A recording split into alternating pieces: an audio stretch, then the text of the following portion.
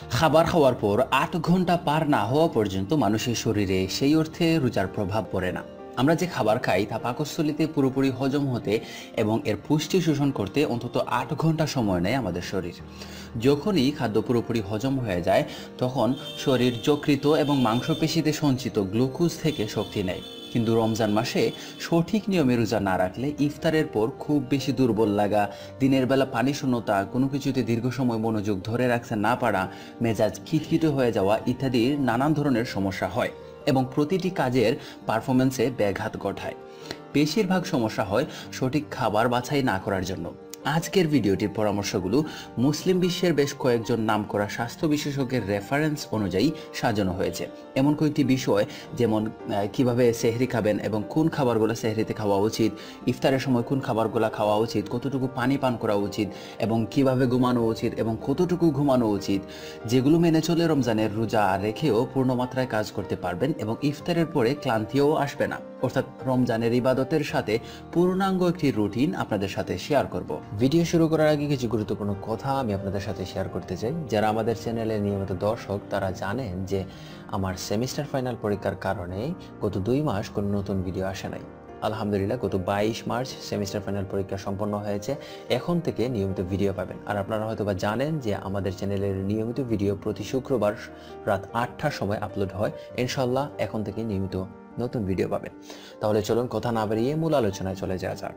Number 1, 3 থেকে 7 রোজা পর্যন্ত পানি শূন্যতা থেকে সাবধান থাকতে হবে।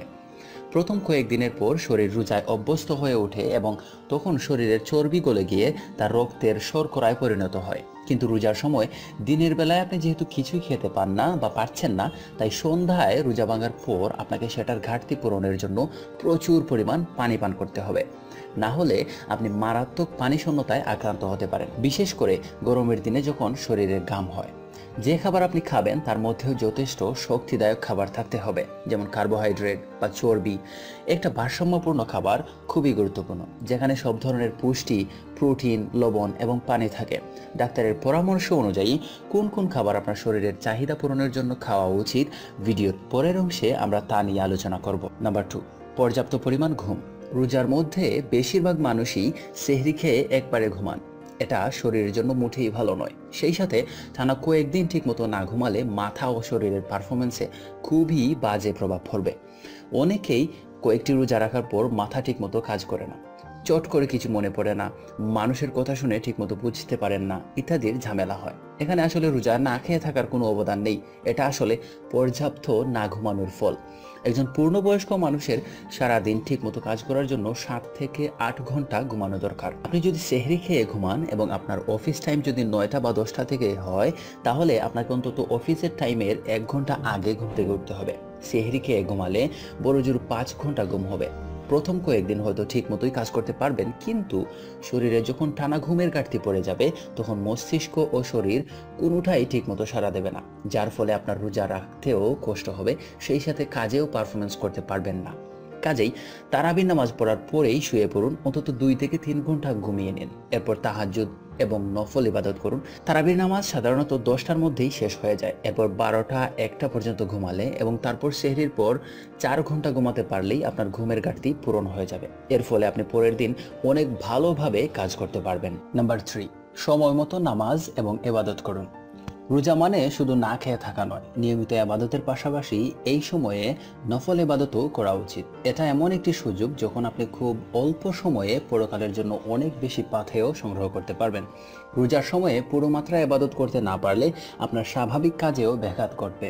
রমজানে ঠিকমতো ইবাদত না করলে মনের মধ্যে একটা অস্বস্তি কাজ করে, আর এই অস্বস্তির ফলে কোনো কিছুই ভালো লাগবে না, বিশেষ করে কাজ করতে ভালো লাগবে না। রোজা রেখেও নামাজ না পড়ে কাজ করলে সেই কাজ কখনোই ভালো মতো মনোযোগ দিতে পারবেন না, কারণ অবচেতন মনে একটা অপরাধবোধ সব সময় কাজ করবে। কাজেই রোজা অবস্থা শুধু না খেয়ে থাকার বদলে অন্যান্য ইবাদতগুলোও ঠিক মতো করুন। এতে রোজার আসল উদ্দেশ্য ভালোভাবে পূরণ হবে এবং আপনিও কাজ ঠিক মতো করতে পারবেন। নাম্বার 4, খাবারের ব্যাপারে সচেতন হন। রমজানের সবচেয়ে গুরুত্বপূর্ণ যে বিষয়টি হলো সেটা খাবার সচেতনতা। এটা আমরা সবাই শুনি কিন্তু বেশিরভাগই মানি না। আমাদের দেশে ইফতারের প্রচলিত খাবার হলো ছোলা, মুড়ি, পেঁয়াজ, জিলাপি ইত্যাদি। এগুলোর সাথে আবার থাকে হালিম, চপ, মাংসের মতো ভারী খাবার। আবুধাবির বুর্জিল হাসপাতালের ক্লিনিক্যাল ডায়েটিশিয়ান আরখান রাজু বলেন, অনেক সময় ধরে না খেয়ে থাকার ফলে স্বাভাবিকভাবেই মিষ্টি, ফাস্ট ফুড, রিচ ফুড এবং অন্যান্য অস্বাস্থ্যকর খাবারের প্রতি আমাদের লোভ জন্মায়। কিন্তু 2 বা 3টি খেজুর দিয়ে ইফতার শুরু করাটাই সবচেয়ে ভালো। হালকা খাবার দিয়ে ইফতার করলে অনেকক্ষণ পর খাবার হজম করাটা পাকস্থলীর জন্য সহজ হয়। না হলে হঠাৎ করে শরীরে ব্লাড সুগার লেভেল ও শর্করা ও আমিষের মাত্রা বেড়ে গেলে সেটা প্রসেস করতে শরীরের কষ্ট হয়।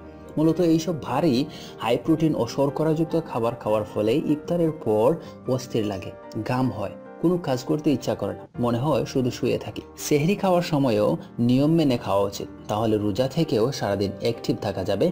রাজুর মতে সেহরির সময়ে দুধ জাতীয় খাবার, প্রচুর ফল এবং শর্করা জাতীয় খাবার খাওয়া উচিত, যা পরদিন শরীরকে চাঙ্গা রাখবে।